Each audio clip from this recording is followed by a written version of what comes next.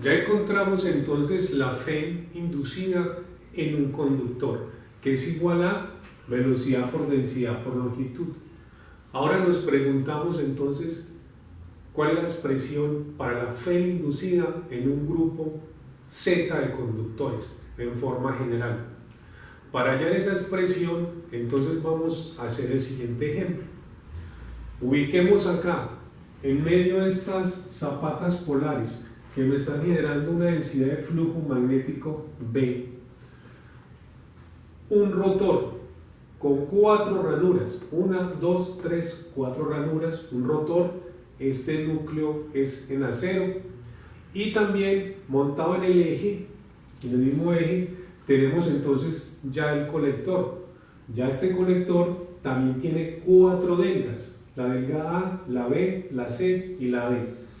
Obviamente también tiene su par de escobillas marcadas con letras A1 y las letras A2. Ahora vamos a alojar aquí 4 bobinas. Las 4 bobinas las vamos a colocar de esta forma. Tenemos la primera bobina, sale de la delga A hasta la delga B. Entonces, ubiquemos la primera bobina, sale de la delga A. De la delga A va a entrar entonces por la ranura número 1. Aquí viene la primera bobina, llega por la ranura número 1, llega hasta el fondo, da la vuelta y va a salir por la ranura 3. ¿Sí? Por la que está diametralmente opuesta. Entonces venimos allá por debajo, salimos aquí y aquí se quedaría entonces dando el número de vueltas que tiene la bobina, recuerde que es el número NC. NC es el número de espiras por bobina y ya sale ¿a dónde? A la delga siguiente, que es la delga B. Entonces aquí saldría a la delga B. Ahí entonces tenemos que ya colocamos la primera bobina. Entonces entró por ranura 1 y salió por ranura número 3. Ya está ubicada la primera bobina. Ahora coloquemos la segunda bobina.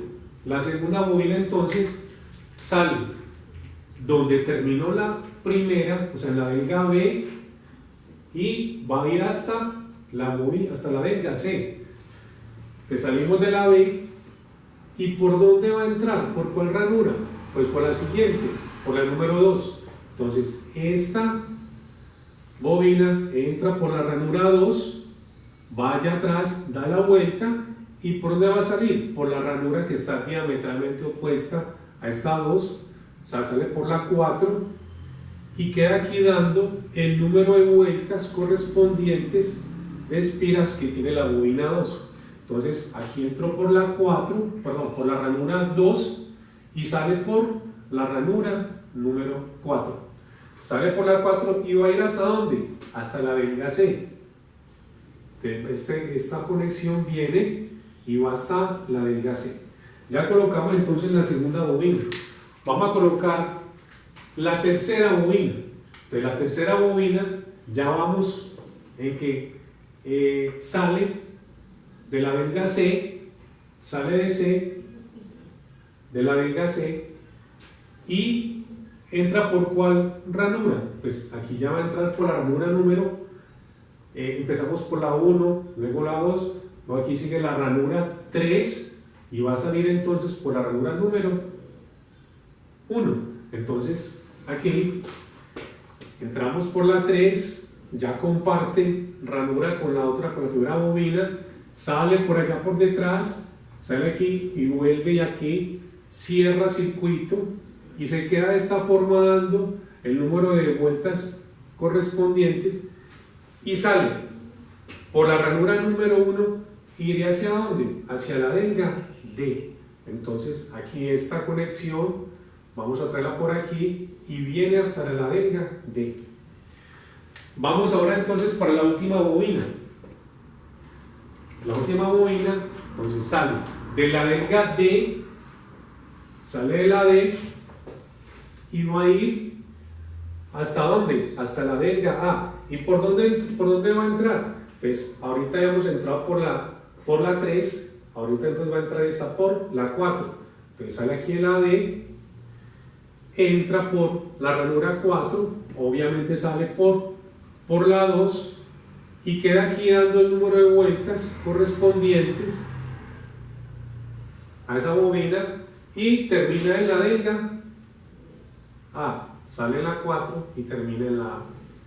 Entonces note cómo aquí apenas tenemos 4 bobinas, 4 ranuras y note entonces cómo se va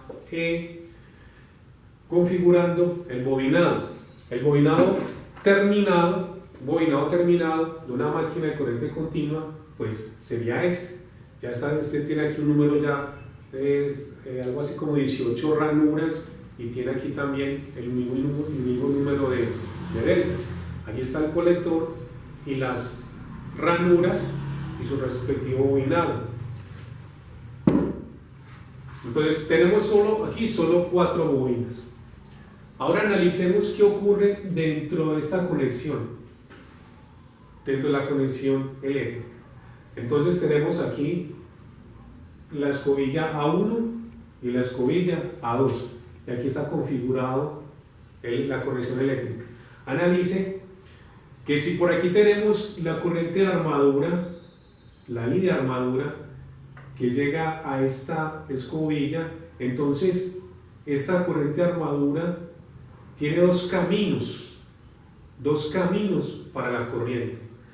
Por aquí vamos a tener I de armadura medios y por otro camino I de armadura medios, pues porque las bobinas todas son iguales. Luego la corriente se va a dividir en partes iguales, pero por la escobilla A2 nuevamente se reúnen las dos corrientes y vuelve y aparece aquí a la salida la I de armadura. Entonces ya definimos que dentro de esta armadura, dentro de este rotor que bobinamos acá, tenemos dos caminos para la corriente y se define con la letra A. A es el número de caminos en paralelo en el circuito de la armadura.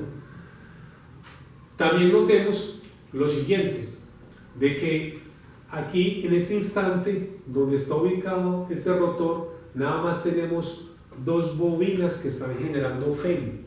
De acuerdo a la deducción que ya hemos hecho, vimos cómo las bobinas que están horizontales están generando FEM y en cambio las bobinas que están verticales no están generando FEM, fuerza electromotriz, acá. Es decir, porque estos conductores verticales no están cortando líneas de fuerza. Entonces ahora sí podemos plantear una ecuación genérica para la FEM inducida en Z conductores. Si Z es el número de conductores totales en el circuito de la armadura, entonces decimos que la FEM inducida va a ser igual a Z sobre A, al número de conductores dividido A, que es el número de caminos en paralelo. Aquí lo podemos observar, tenemos Z conductores, tenemos 4 bobinas, pero las 4 bobinas solamente 2 están generando FEM. Luego yo no podría decir que la FEM inducida en esta armadura es igual a Z conductores por velocidad, por densidad, por longitud. Que recordemos que esta es la FEM para un conductor. Yo no puedo multiplicar por Z para sacar la ecuación genérica, no, debo dividir por el número de caminos en paralelo.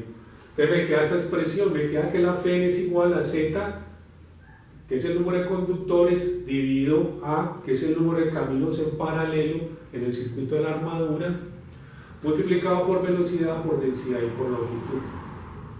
Ahora bien, sabemos que la velocidad tangencial es igual a la velocidad angular multiplicada por el radio.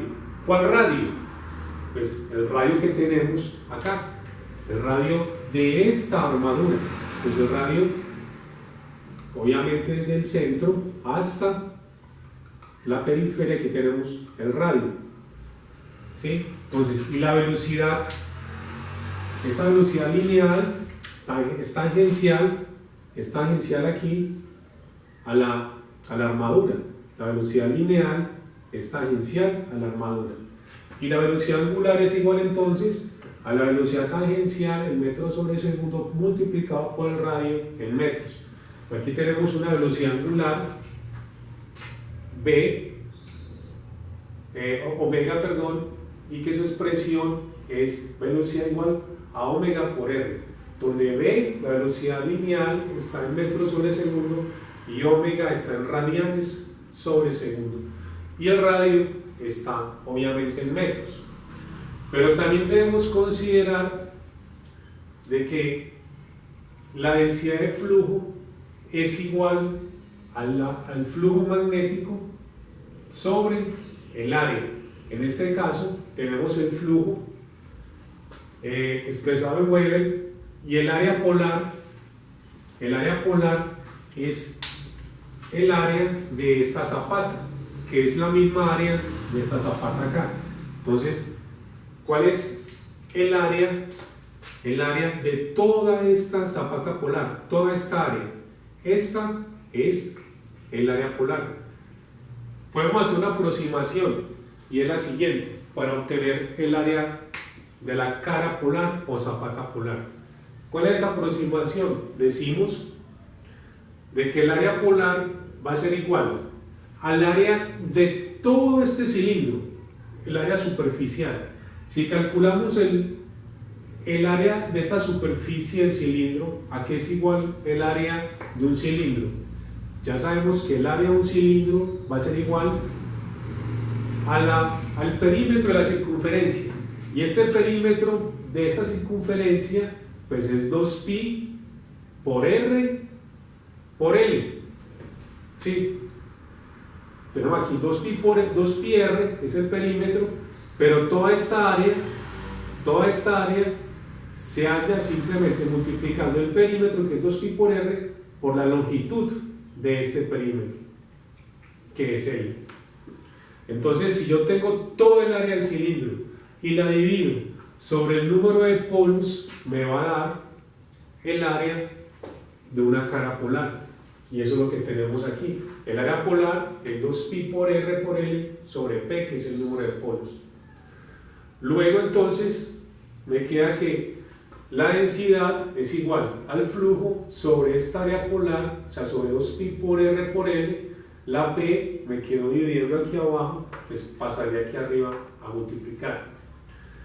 Ya reemplazando estos valores en la ecuación genérica, entonces me queda que E es igual a Z sobre A por la velocidad lineal, que ya sabemos que es omega por R, y multiplicado por la densidad, que es el flujo sobre el área polar.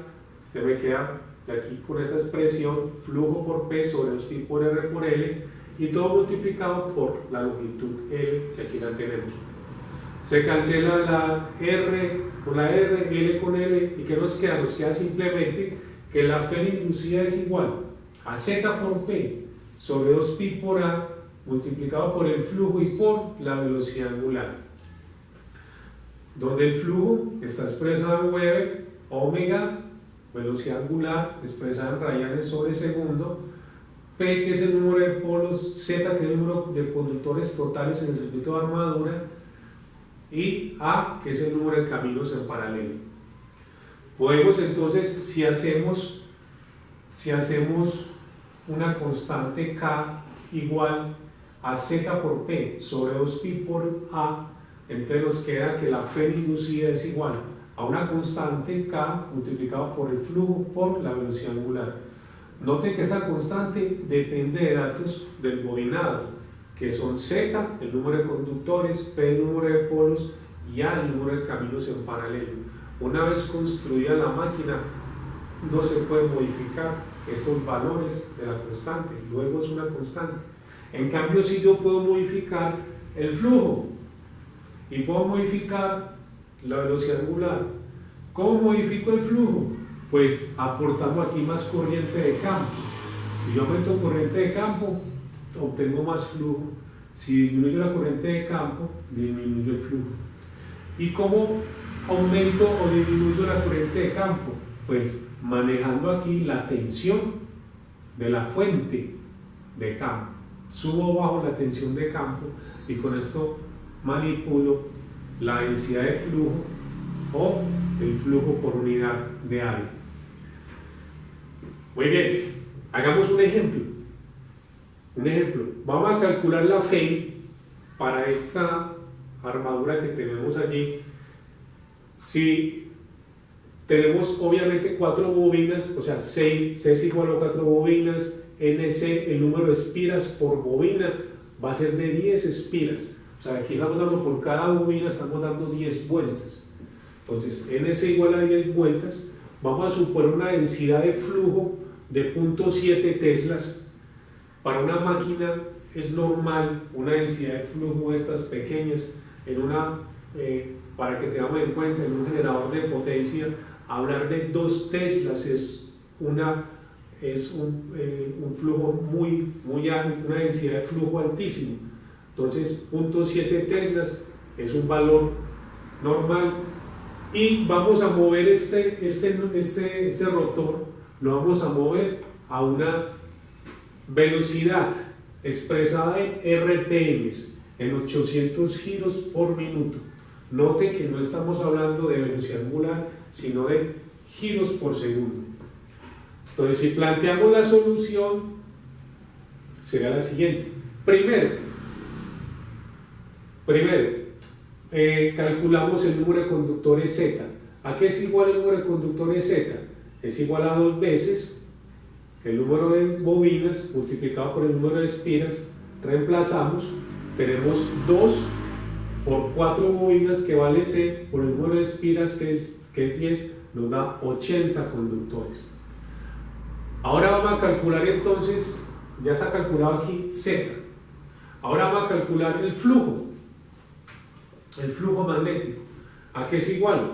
Pues el flujo magnético es igual a la densidad multiplicada por el área polar. Como tenemos la densidad, decimos entonces de aquí de la ecuación que el flujo es igual a esta densidad, esta área polar, viene aquí a multiplicarla. Entonces aplicamos la ecuación y es igual a ¿qué? La densidad, que es 0.7, y el área polar. Entonces vamos a darle, ya sabemos que el área polar es 2pi por R por L. Entonces vamos a suponer que el radio de esa armadura es de 3 centímetros.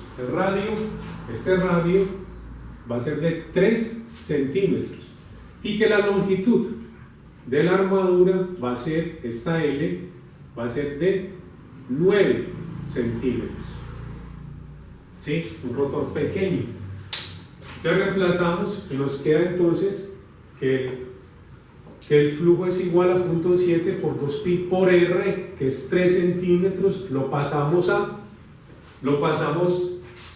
metros, o sea, nos queda 0.03, y multiplicado por la longitud, que es 9 centímetros, la pasamos a metros, nos queda 0.09, y dividido el número de polos, que el número de polos es 2. Muy bien, hacemos el cálculo.